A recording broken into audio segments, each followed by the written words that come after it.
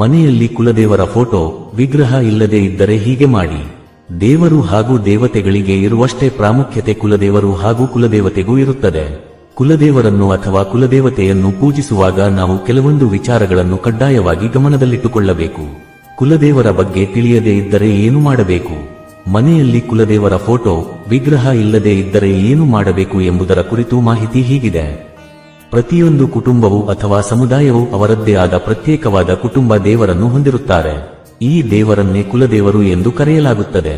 ಅವರು ದೇವರನ್ನು ಗೌರವಿಸುವಂತೆ, ಪೂಜಿಸುವಂತೆ ಕುಲದೇವರನ್ನು ಕೂಡ ಪೂಜಿಸುತ್ತಾರೆ ಮತ್ತು ಗೌರವಿಸುತ್ತಾರೆ.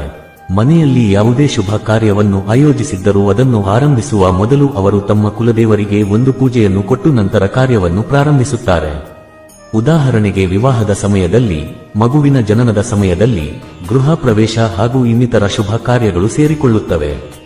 ಕುಲದೇವರ ಆಶೀರ್ವಾದವನ್ನು ಪಡೆದುಕೊಳ್ಳದೆ ಯಾವುದೇ ಕಾರ್ಯವನ್ನು ಮಾಡಿದರೂ ಅದರಿಂದ ಅಶುಭ ಫಲಗಳು ದೊರೆಯುತ್ತದೆ ಎನ್ನುವ ನಂಬಿಕೆಯಿದೆ. ಒಂದು ಕುಟುಂಬದ ಮೇಲೆ ಕುಲದೇವರ ಆಶೀರ್ವಾದ ಇಲ್ಲದೆ ಇದ್ದರೆ ಕುಲವು ನಾಶವಾಗುತ್ತದೆ. ಆ ಕುಲವು ನಿಷ್ಪ್ರಯೋಜಕವಾಗುವುದು ಎನ್ನುವ ನಂಬಿಕೆ ಕೂಡ ಇದೆ. ಕುಲದೇವರ ಕೋಪಕ್ಕೆ ಗುರಿಯಾದರೆ ಆ ವಂಶ ತಲಾತಲಾಂತರದವರೆಗೆ ಸಾವಿರಾರು ಸಮಸ್ಯೆಗಳನ್ನು ಎದುರಿಸಬೇಕಾಗುತ್ತದೆ. ಕುಲದೇವರ ಪೂಜೆಯಲ್ಲೂ ನಾವು ಕೆಲವೊಂದು ತಪ್ಪುಗಳು ಆಗದಂತೆ ನೋಡಿಕೊಳ್ಳಬೇಕು. ಕುಲದೇವರ ಪೂಜೆಯನ್ನು ಮಾಡುವಾಗ ಇವುಗಳನ್ನು ಗಮನದಲ್ಲಿಟ್ಟುಕೊಳ್ಳಿ. 1. ಕುಲದೇವತೆಯ ನಾಮಸ್ಮರಣೆ ಮಾಡಿ. ಧರ್ಮಗ್ರಂಥಗಳ ಪ್ರಕಾರ ಕುಲದೇವರ ಅಥವಾ ಕುಲದೇವತೆಯ ಆಶೀರ್ವಾದವನ್ನು ಪಡೆದುಕೊಳ್ಳುವುದಕ್ಕಾಗಿ ನಾವು ಪ್ರತಿದಿನವೂ ಮುಂಜಾನೆ ಮತ್ತು ಸಂಜೆ ಅವರಿಗೆ ನೈವೇದ್ಯವನ್ನು ಅರ್ಪಿಸಬೇಕು. ಜೊತೆಗೆ ಅವರ ಹೆಸರನ್ನು ಸ್ಮರಿಸಬೇಕು. ಒಂದು ವೇಳೆ ನಿಮಗೆ ನಿಮ್ಮ ಕುಲದೇವರ ಹೆಸರು ನೆನಪಿಲ್ಲದೆ ಇದ್ದರೆ ಅಂತಹ ಸಂದರ್ಭದಲ್ಲಿ ಕುಲದೇವರ ಅಥವಾ ಕುಲದೇವತೆಯ ಸ್ಥಳದ ಹೆಸರನ್ನು ಕೂಡ ಸ್ಮರಿಸಬಹುದು. 2. ಕುಲದೇವರ ಬಗ್ಗೆ ತಿಳಿಯದೇ ಇದ್ದರೆ ಈ ದೇವರನ್ನು ಪೂಜಿಸಬೇಕು. ಯಾರಿಗಾದರೂ ತಮ್ಮ ಕುಲದೇವಿ ಅಥವಾ ದೇವತೆಯ ಬಗ್ಗೆ ಏನೂ ತಿಳಿದಿಲ್ಲದಿದ್ದರೆ ಅವರು ಅವರನ್ನು ನೆನಪಿಸಿಕೊಳ್ಳಬಹುದು ಮತ್ತು ದುರ್ಗಾದೇವಿ ಮತ್ತು ಭೈರವ ಮಹಾರಾಜರ ಹೆಸರಿನಲ್ಲಿ ಪೂಜೆಯನ್ನು ಸಲ್ಲಿಸಬಹುದು. 3.